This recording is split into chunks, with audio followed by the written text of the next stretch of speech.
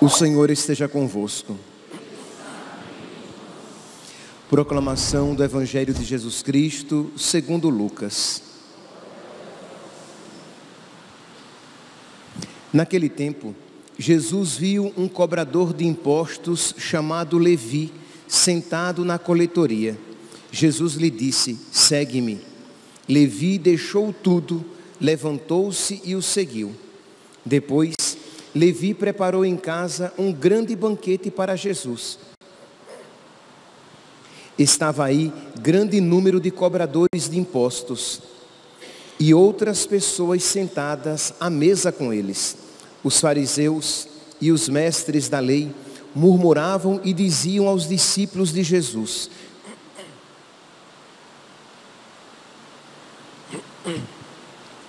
por que vós comeis e bebeis com os cobradores de impostos e com os pecadores? Jesus respondeu: os que são sadios não precisam de médico, mas sim os que estão doentes. Eu não vim chamar os justos, mas sim os pecadores para a conversão. Palavra da salvação.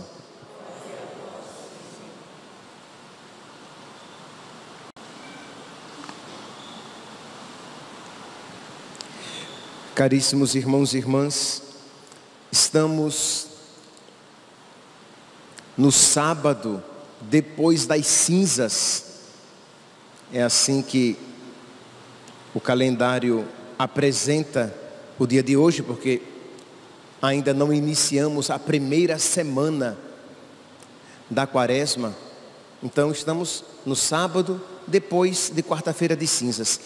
E a primeira leitura de hoje é uma continuação.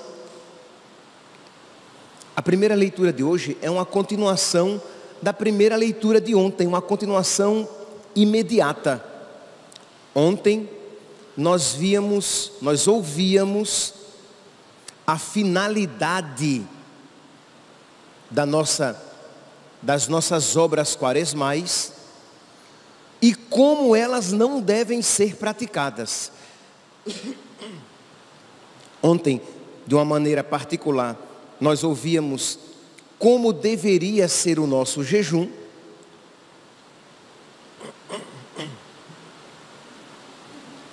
Qual a finalidade do nosso jejum? Isto é, nos unir a Cristo, ter os mesmos sentimentos de Cristo no nosso coração, nos fortalecer na virtude, para que aquela força alcançada, exercitada, trabalhada na penitência, esteja presente na hora da tentação, para que da mesma maneira que eu disse, por exemplo, não a uma comida, eu tenha esta mesma força para dizer não ao pecado. Uma maneira também de eu ter compaixão daquele que sofre, porque eu experimento também o sofrimento. Uma maneira de eu me despertar à misericórdia, já que eu sinto fome, eu experimento a privação no jejum, e aí eu olharei com misericórdia para aqueles que sentem fome, para aqueles que passam por privação. E enquanto eu passo privação por escolha própria, já que estou fazendo penitência, jejum, aquele irmão, aquela irmã passa privação por causa da sua vida, porque ele não tem nem a alegria de fazer penitência. A vida dele já é uma penitência não escolhida. Então isso deve fazer com que nós tenhamos misericórdia. Pois bem, então nós vimos a finalidade do jejum e como não deve ser feito o nosso jejum, como não devem ser observadas observados os exercícios quaresmais, isto é, enquanto eu rezo, eu dou esmola e eu faço jejum, eu brigo, eu faço confusão, eu guardo sentimentos ruins no coração, eu sou injusto, eu adultero. E nós ouvíamos ontem Deus dizendo: não façais jejum com esse espírito, porque isso não é agradável a Deus. Moisés dizia em nome de Deus: não façais, porque isso não é agradável a Deus. Pois bem, então ontem nós vimos a finalidade e como não deve ser. Hoje nós veremos como deve ser o nosso jejum. Ontem nós víamos o aspecto, digamos, negativo, o que não deve existir enquanto nós praticamos os nossos exercícios quaresmais. Agora nós veremos a parte positiva, o que deve existir enquanto nós praticamos as nossas obras, os nossos exercícios quaresmais. Pois bem, no livro do profeta Isaías, numa continuidade imediata da primeira leitura de hoje, o Senhor diz, nos versículos 9 e 10: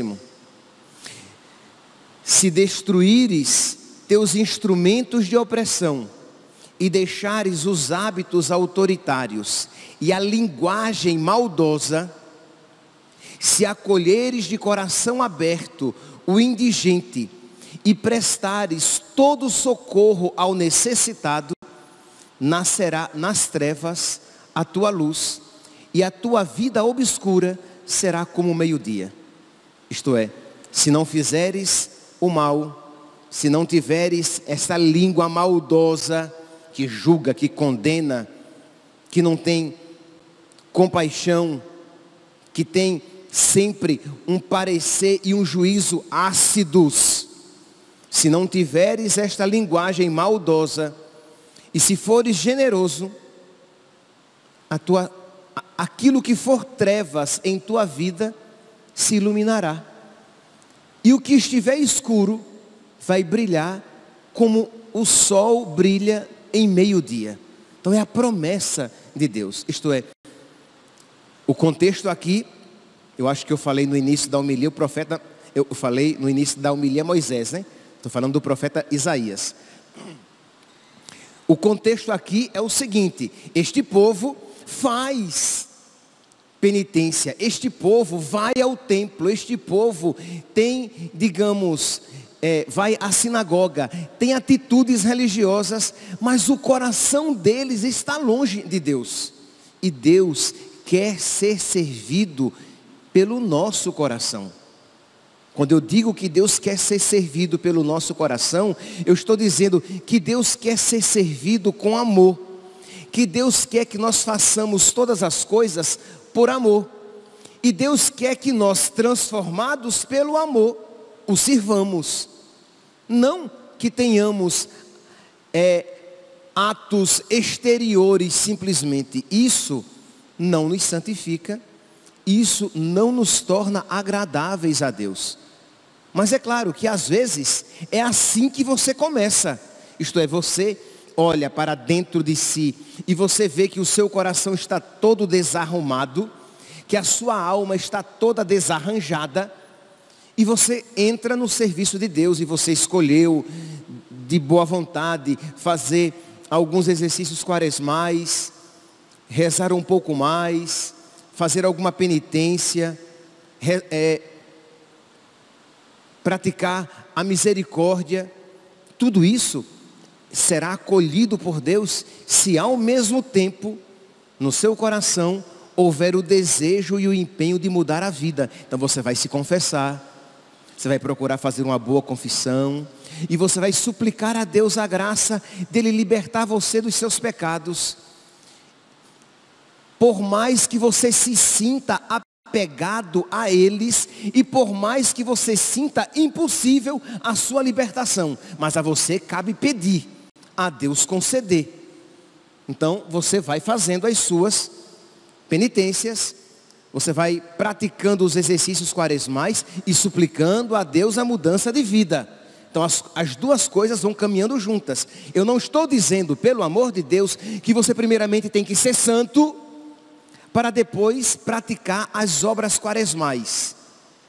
Eu estou dizendo que você precisa focar no seu coração, pedir a Deus a mudança de vida e se esforçar para mudar de vida enquanto você pratica as suas obras quaresmais. O que não pode haver é você simplesmente esquecido do seu coração, você esquecida da sua alma, você com os olhos fechados para a sua vida pessoal, que está um desastre, e praticando à risca os propósitos quaresmais, sem se preocupar com essa realidade primeira.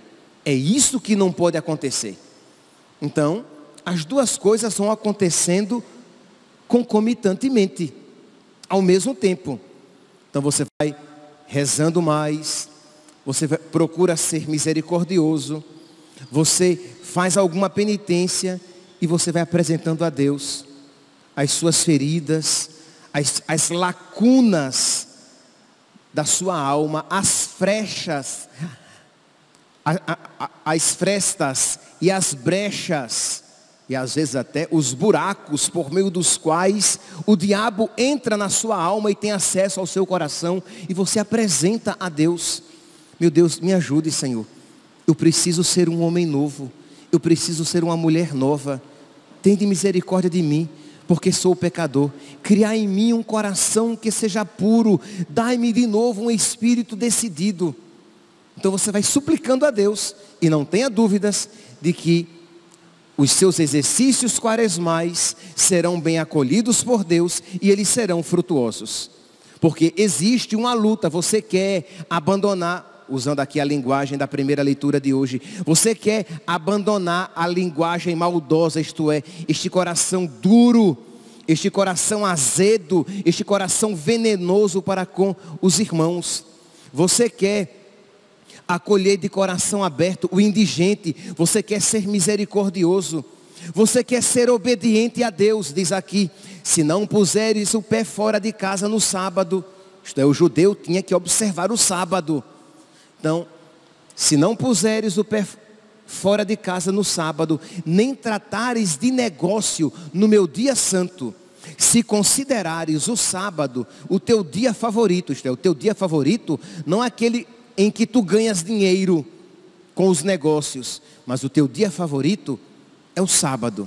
Isto para o judeu, para nós cristãos, o nosso dia favorito é o domingo, em que eu poderei me dedicar mais a Deus, em que eu poderei cuidar com mais zelo da minha alma, em que eu poderei ouvir a palavra de Deus, receber a Eucaristia, porque é o dia do Senhor. Pois bem, então se tu colocares Deus em primeiro lugar, tudo aquilo que fizeres na quaresma será acolhido por Deus como uma obra santa. Então vamos lá, meus santos. Nós precisamos fazer bem as coisas boas que nos propomos a fazer. Rezar mais, fazer mais penitência e praticar a misericórdia. Essas coisas são boas, boníssimas, mas não podem se tornar barganhas com Deus. Isto é, você continua na vida velha e faz isso, faz uma oraçãozinha a mais, faz um jejunzinho e dá uma esmola, mas sem querer mudar de vida. Isso não.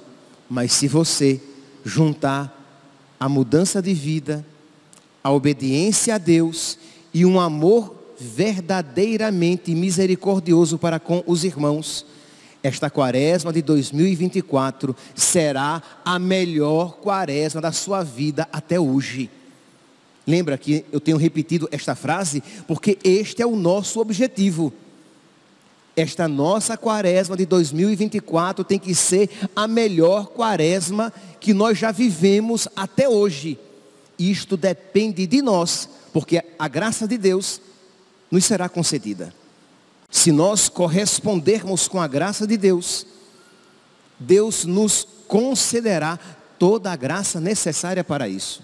Pois bem, São Pedro Crisólogo, um padre da igreja do século IV, ele falava a respeito dessas três realidades: jejum, oração e caridade e misericórdia, que devem estar entrelaçadas. Isto aqui, uma coisa não pode estar separada da outra. Então, você tem que ter caridade, você tem que ter misericórdia. Você está jejuando, mas brigando em casa. Você está jejuando e dando patada em tudo e em todos. Esse seu jejum está longe de ser um jejum agradável a Deus. Você está jejuando, você está dormindo no chão, você está acordando de madrugada, mas você não está rezando de verdade. Você não está tendo vida de oração. Isto é, a verdadeira vida de oração leva você a se unir a Deus, leva você a uma renúncia das suas vontades, a uma obediência e a uma prontidão diante da vontade de Deus conhecida, a uma obediência e a um esforço de observância aos mandamentos de Deus. Mas você faz jejum, mas você não reza de verdade. Se você não reza, o seu jejum não está sendo agradável a Deus. Então é isso o que São Pedro Crisólogo vai dizer com maestria. Então ele diz assim: há três coisas, meus irmãos, três coisas que mantêm a fé, dão firmeza à devoção e perseverança à virtude. São elas a oração, o jejum e a misericórdia. O que a oração pede, o jejum alcança e a misericórdia recebe. Percebe? As três coisas estão ali, intrincadas, interligadas. A oração, misericórdia e jejum. Três coisas que são uma só e se vivificam reciprocamente. Então nós cristãos católicos não podemos separar uma coisa da outra. Por que eu estou insistindo nisso? Porque às vezes nós nos focamos na penitência a que nós nos propusemos durante a quaresma, mas nos esquecemos da caridade, nos esquecemos da misericórdia, nos esquecemos da oração, nos esquecemos de nos configurarmos a Cristo. Então você fez o propósito de não tomar café, mas você não está rezando de verdade. Aí você passa os 40 dias sem tomar café e acha que você fez uma grande coisa. Se você não rezou mais, se você não praticou a caridade, se você não procurou agir com tudo e com todos, movido pela misericórdia.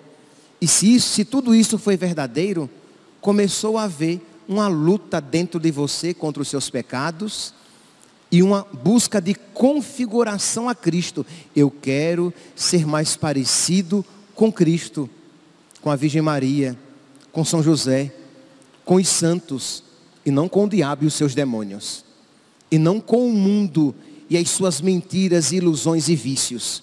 Eu quero ser um católico de verdade, cada um no seu estado de vida. Eu como padre, você como casado, casada, solteiro, religioso, religiosa, cada um no seu estado de vida, querendo ser um católico de verdade, aquele homem e aquela mulher sonhados por Deus.